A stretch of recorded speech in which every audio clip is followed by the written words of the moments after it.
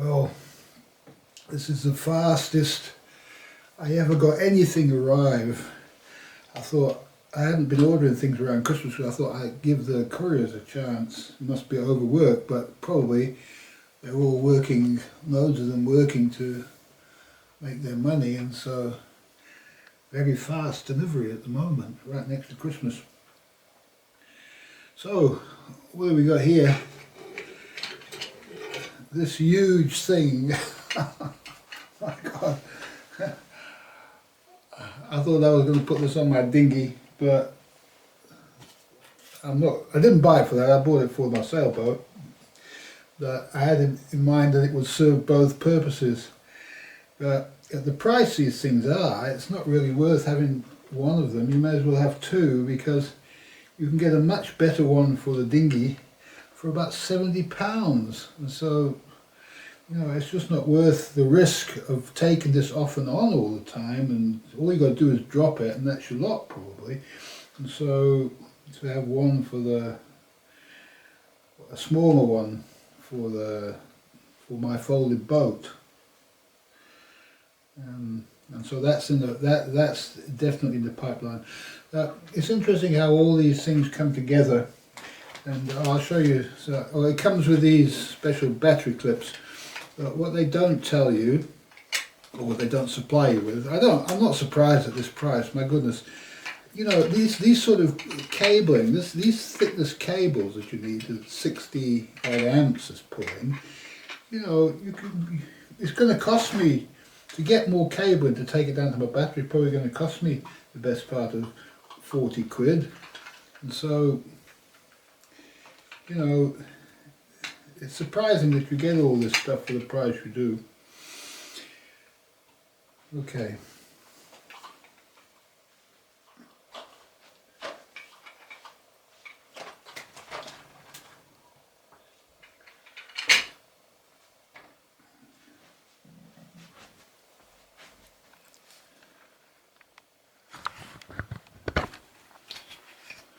Sorry about the dropping. Yeah, so we have our speed control here. I already tried it on my battery charger and it works fine, so it's important to test it to make sure it is going to work. There's no propeller on it at the moment, but it comes with this very nice 3-bladed high efficiency prop, I would say. And that's half the secret of these things, is they're very, very high tech as far as their propping, designed for the job, designed for torque. And you get 2 of these in these boxes with all the tools and everything required to nuts and bolts and that to put it on. So in each box, so seems to only go in one way. Don't know why that is.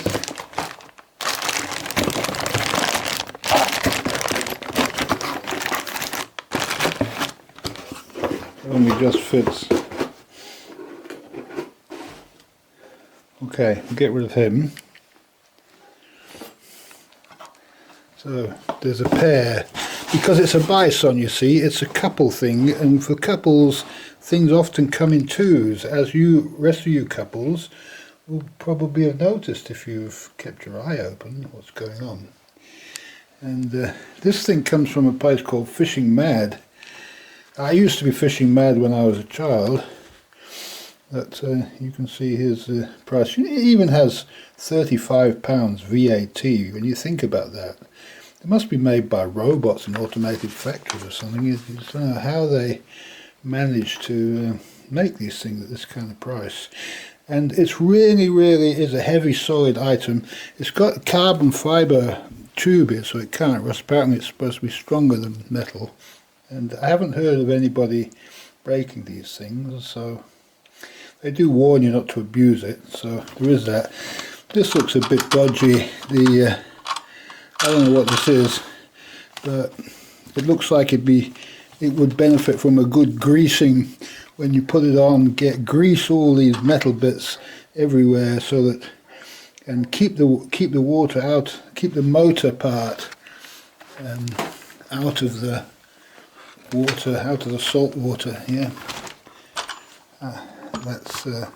that's probably going to be important. Yeah.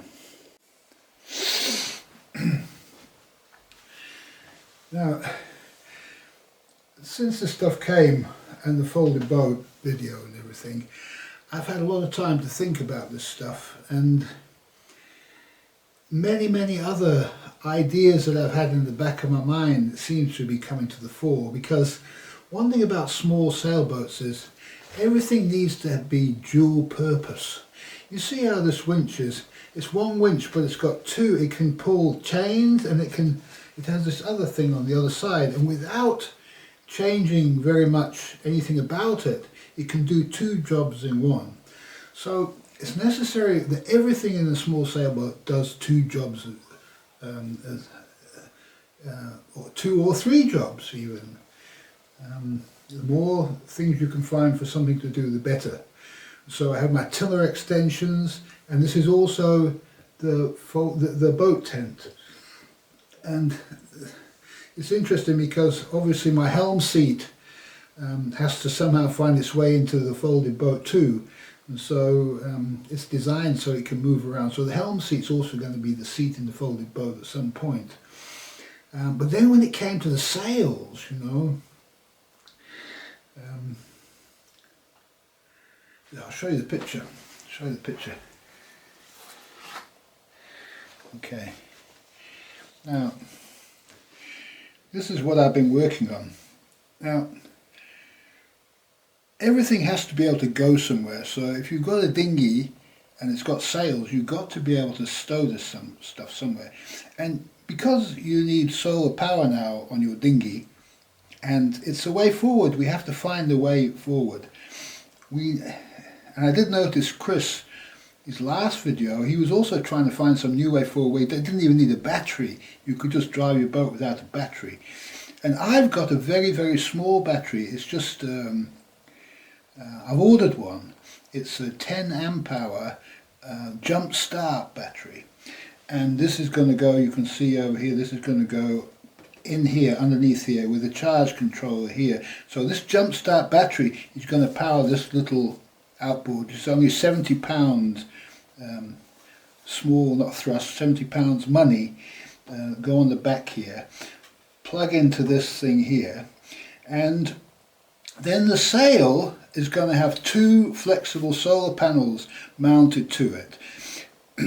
The more expensive solar panels at the moment can get light from all sorts of angles, but they're too expensive for me. I'll just be buying the cheap solar panels, because the cheap ones are going to be even cheaper now because of this better technology that's coming along. So it's quite a good time to buy monocrystalline flexible panels, because there's a new technology.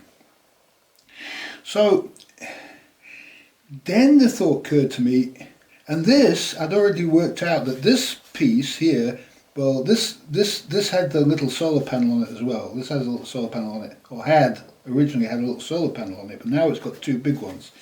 And this I was going to put on the back of my boat, behind the solar panel on the back of the boat. So it gave me the idea. So I was going to store this part of the folded boat on the back of the boat under the solar panel. So now it's got a hole in there and the sail can go in. So now, you know, everything comes into place, because what this is this is a wind vane for the self-steering on the back of the boat. And the very first self-steering is probably the best self-steering.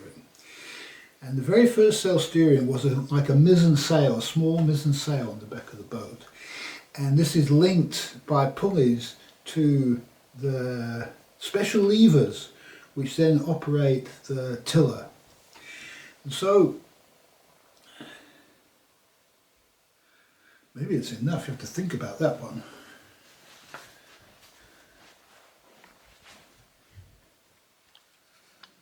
I have to excuse my noise.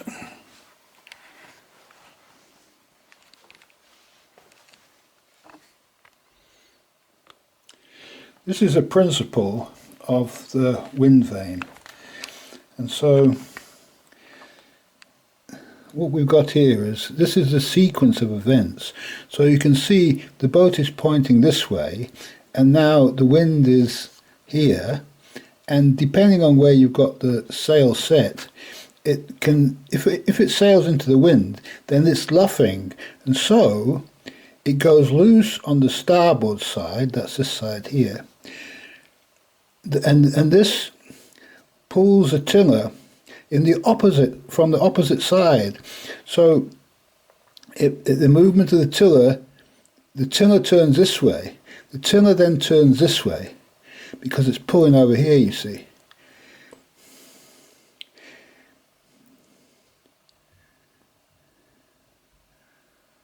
So it's loose on the starboard side. So the tiller, yeah, loose on the starboard side. So the tiller goes this way, and then steers the boat that way, back away from the wind. And so the sail catches, and then it's stabilized. So as the sail catches, so it puts pressure on. Now, a very important aspect of this is the leverage between this part here, this lever here, and this lever here. And so you'll see I've got little notches in here, so I can move this rope, these ropes here. And I actually refined it from this so that the ropes actually look like this. Where is it? Actually here. Here. This is a formula for the leverage here. And so that you can move the yoke along here. Move the line along the yoke. I'm trying to find out where I wrote it. I did write it down, so I did a diagram of it somewhere, but not here. Must have been another piece of paper. And so this is wind vane steering, and everywhere you go and say no, no, no, no. But you know, anything else is too mechanical. This, if anything breaks down, you can just fix it with a bit of rope and an old plastic bag, you know. But with the other stuff, if it breaks down, you're stuck in the middle of the Atlantic Ocean or something with no steering. So it's also very important. Now, the other thing that I decided when I was on my boat was that the actual way that this thing adjusts, the way this adjusts, needs to be very convenient. And I'll put the video, I'll put it back on the camera stand here.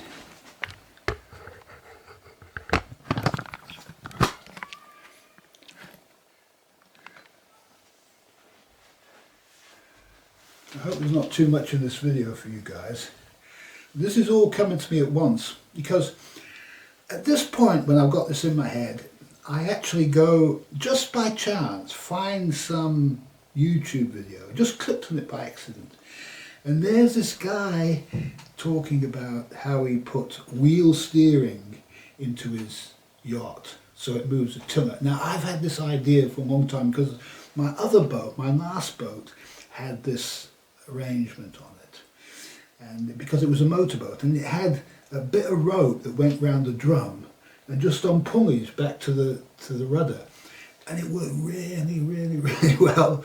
You know, it was so simple that if any problem with it, you could just fix it in 5 minutes. You know, just get out an length of rope and deal with it. None of this, I don't know if you've ever had your, is it Morse? They call it Morse cable steering. What happens is you get up in the morning and it's just rusted solid, and you're in an absolute shit streak, you know. Oh, excuse my French. SH1T shape. So I had this idea that this could be good to have on my boat, and I had the idea to mount it on the firewall in the cockpit.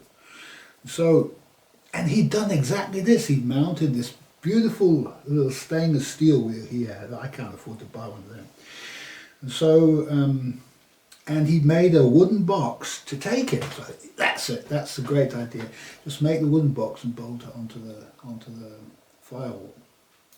Nothing inside. Just everything sticks out. So it's right there where you want it to be, and the ropes can come either down or sideways, whichever you decide to design it. However, it's best to design it. And all that's required is the rope goes around a continuous drum, then goes one way and goes the other, and then you've got 2 pulleys, and it goes back, and another 2 pulleys, and then it goes to the tiller. And so turn the wheel and the tiller moves. So for me it's not so much to steer like that, except maybe when if you're using the outboard it'd be quite nice to steer like that. But the idea is to be able to fine-tune everything from there. And so I had this idea that I could use the same system to actually adjust the wind vane. And so when you're using the wind vane, you'll generally be sailing side on to the wind or into the wind. That's generally when you need it. And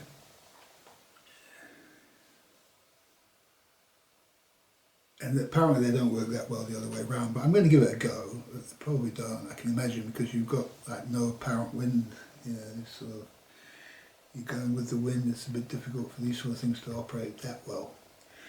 But going into the wind or side onto the wind, and where you've got some apparent wind, where the sail can work, I think it's going to work really well.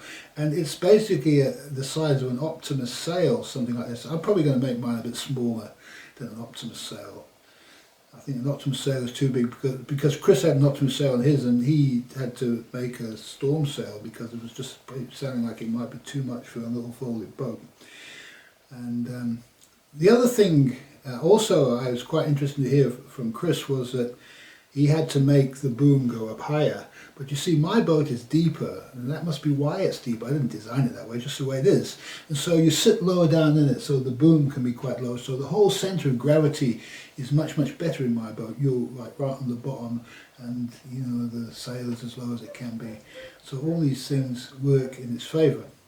So having moved this sail onto the back of the main sailboat, you now have solar panels which are working all the time, so they can be 200 watts or more of solar energy coming off the sail, and it's always up unless you take it down in a storm. You have to have a way to take it down in a storm, I think, something to do with it. So it's worth thinking about that.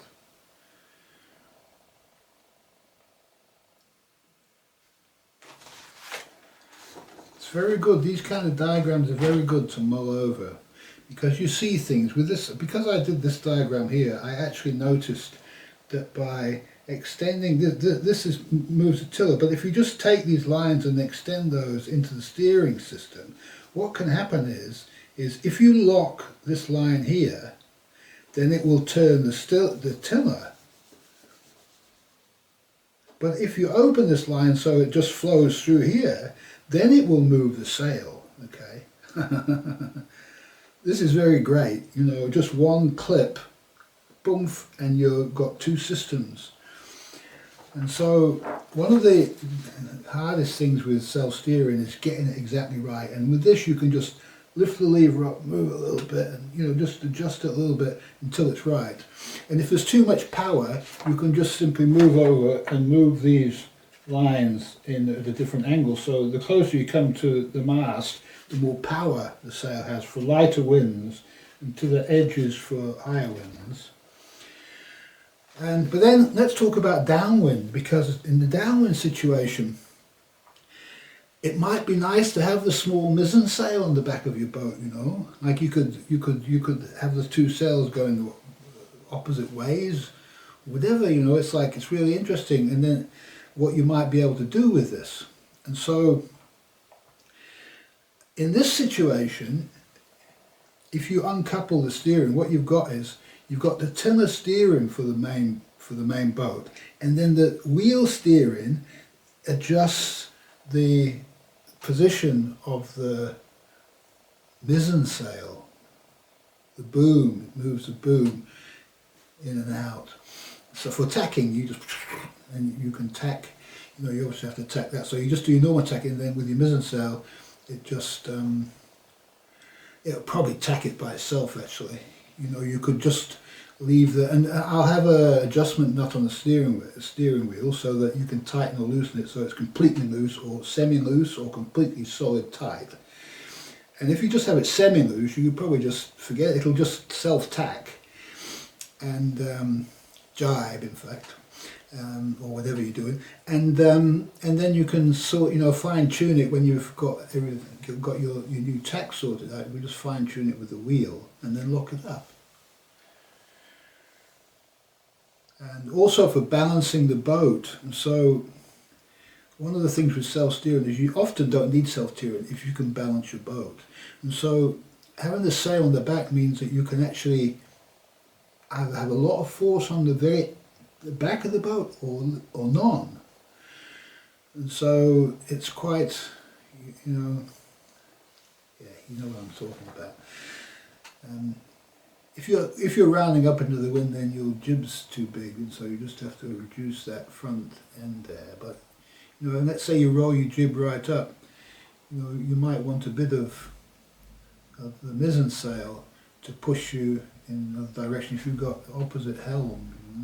So it's quite a useful thing to have, and you do need somewhere to put. What you're going to do with the sail when you take it off your folded boat, you've got to store it somewhere. This just becomes a hassle. So to have it multiple functions is good. So anyway, I ordered the steering wheel. I went on eBay and I did my usual silly trick, which is just to find something and just hit the buy now straight away, just so that I went through all the steering wheels, all the boat steering wheels, and there was just rubbish there was nothing hardly less than £50, just rubbish. And then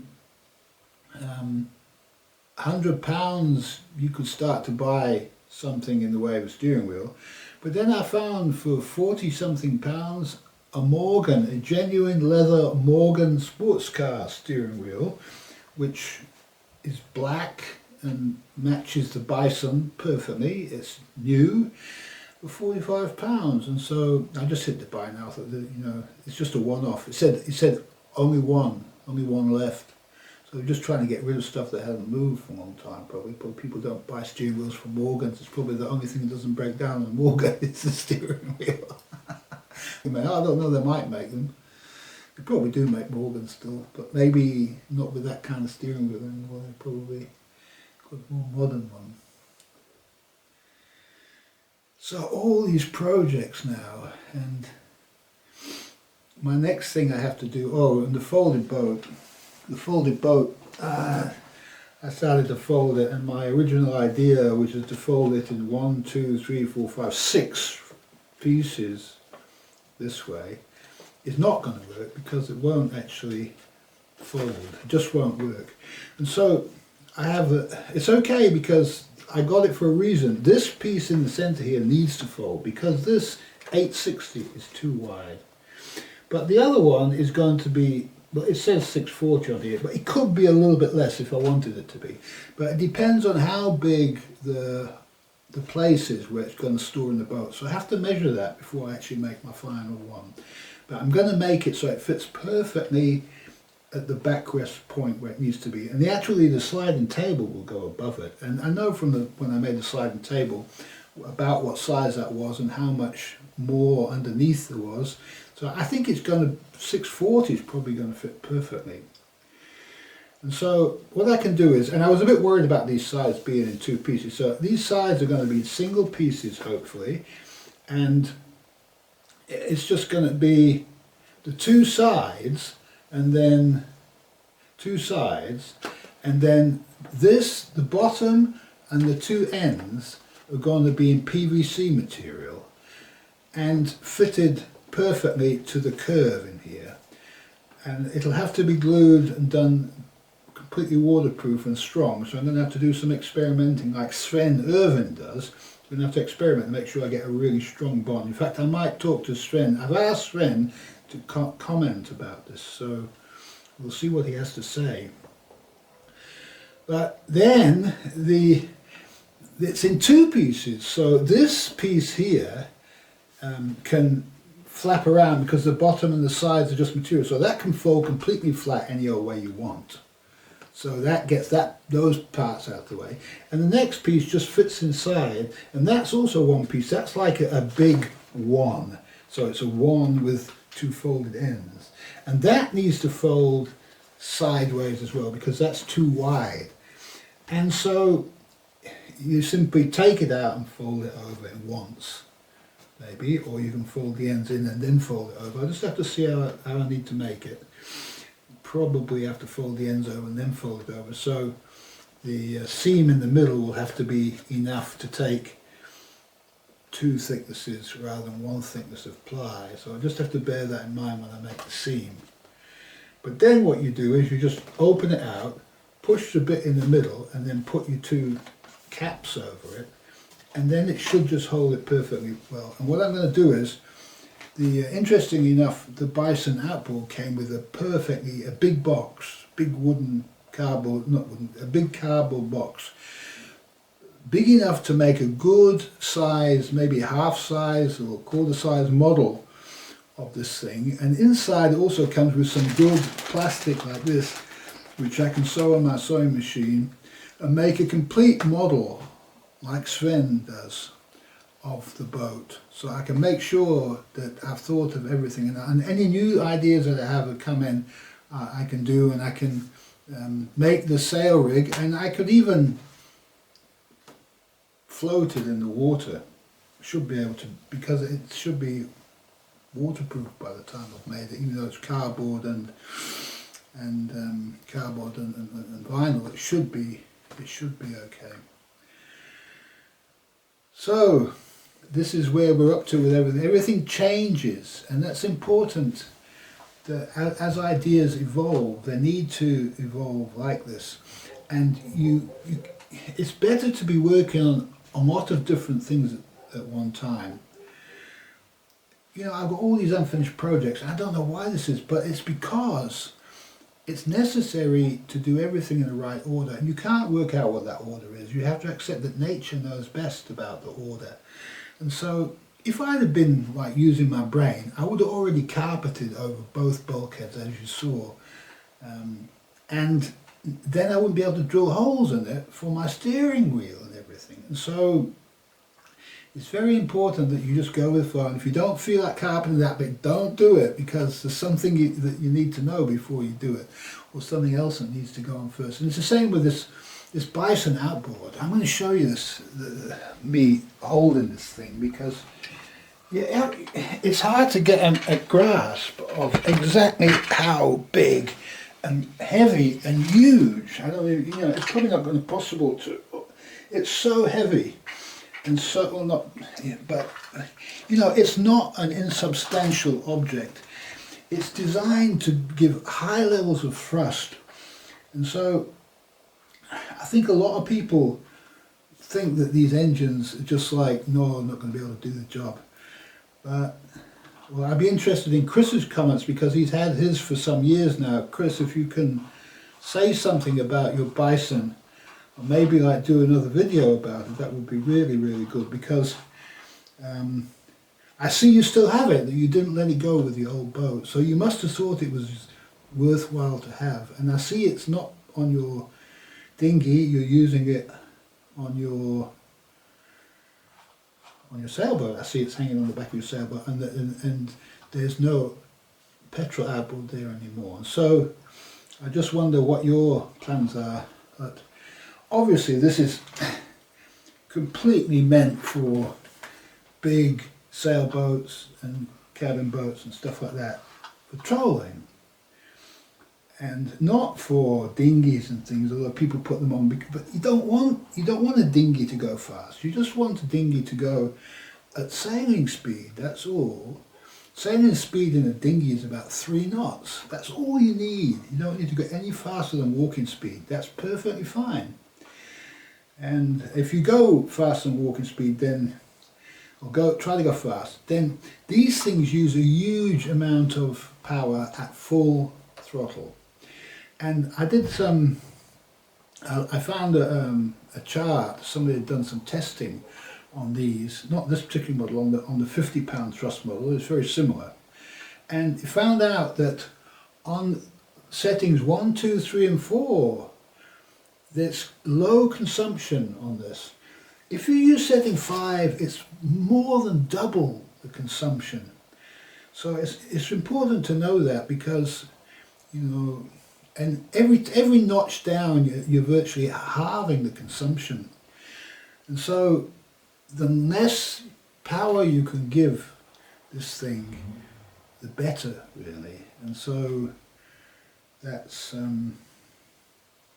just a little bit of information there that you might not know. And so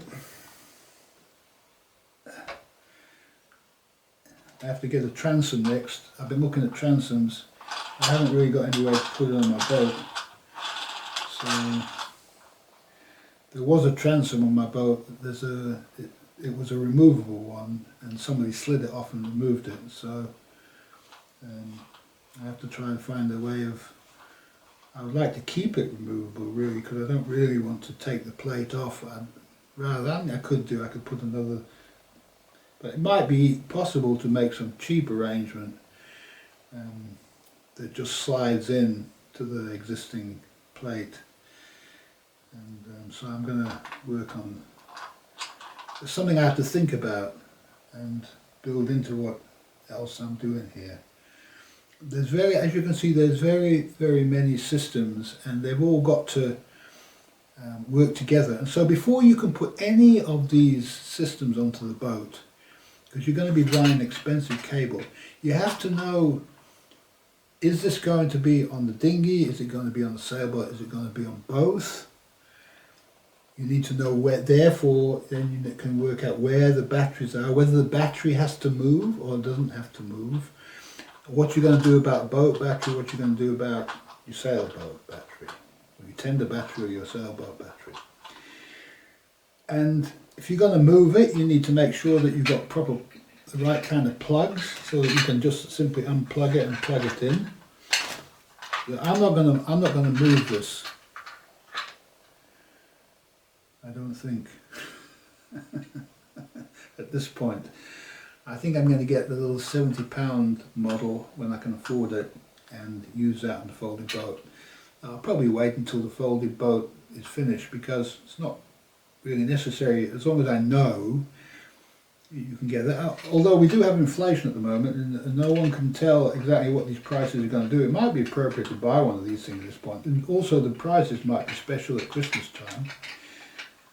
Something to consider. But I did notice that when Chris bought his, this was, I think it was £170. Or maybe he excluded the VAT on that, I'm not sure, because he might have been able to claim it if he was working for himself, something like that. It was probably for the whole thing. So 170, and now it's 209. You know, it's quite a big increase. But some years ago, it's 3 or 4 years ago that I think that we're talking there. So Christmas is coming, and these aren't Christmas presents. These are just things that need to be purchased. And every month I buy what I need for my sailboat, as I think, yes, I need that now, I need to get that next. And there's many small bits and pieces that I need to finish off my projects, but I don't need those things to know what the other major projects that need doing, and what these things, like these major systems, need to be organised and obtained first, like the anchoring system and that. I still need to buy other stuff for the anchoring, but at least I know now what I'm doing, where I'm putting it. So to get all the systems sorted in one's mind, to know exactly what's going on, the only way to do that is to actually acquire direct experience. And to acquire direct experience, you need to buy the thing. There's no way that I would have been able to tell what this thing was, except I could hold it in my hands and look at it. And even to know what the plugs were on the end and that kind of thing. And also whether it will run on a small battery. I got a 10 amp hour battery. It's a jump start battery. It's got an LED torch, and it's coming. It was about £40, something like this, a little bit more. And it will be able to be used in the folded boat. as a battery that the solar panels connect to, and the little trolling motor is used. And so, well, 10 amp hours, it's not going to last you that long, but you get to the shore, you put it down on the shore, you tilt the sails.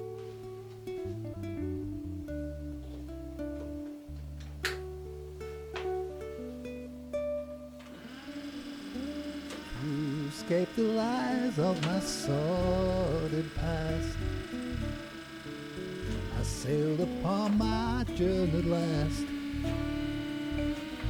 A poet's home is far, you see, All powered, from fallen angels lost at sea. all blue lights on, And so I made my journey fully long. charged on arrival. Some of it is in my song. As I behold my worldly oats, and fly upon my folded boat.